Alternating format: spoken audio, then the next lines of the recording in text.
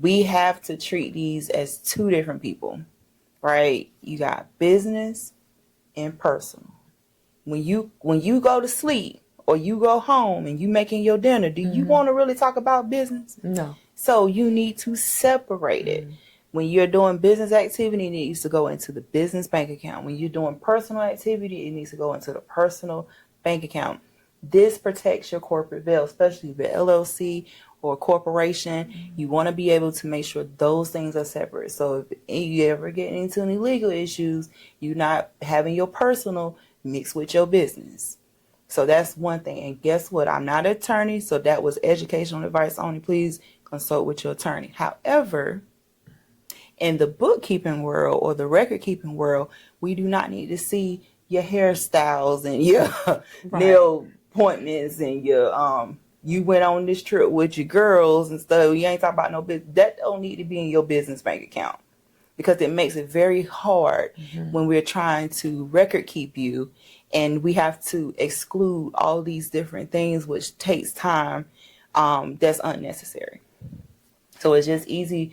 When it's business, swipe the business card. When it's personal, swipe the personal card. You started and you mentioned about the legal aspect of it. What could potentially happen to business owners that they don't separate and then they're asking for records and things like that? What can happen to their personal side of their personal can get pulled in and be asked for too as well when it comes to IRS check and stuff. And you don't want all of that inside of there when all you needed to do was just separate it.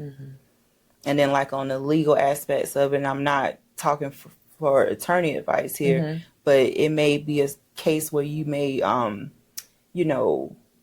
be challenged or something, and your personal is mixed in there as well too.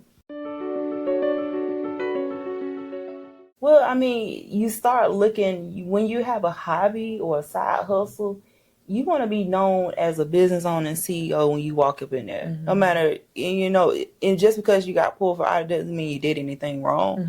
It's the fact that you want to be taken serious. So to be taken serious, you need to separate the personal and the business. When you mixing that, it just looks like you have a hobby, a hustle.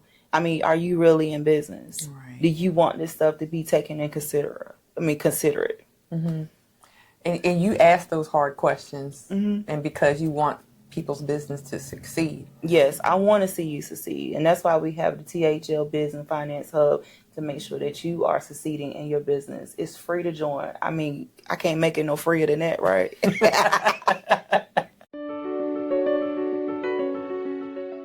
It's very important. So even when here's another level to it. Like when you're doing strategy planning and business planning and growth profit growth planning, you need to consider separating, because we can't see your growth in your records if we have personal and business mix. We need to see what the actual business is doing so that you can make informed decisions as the CEO of your company.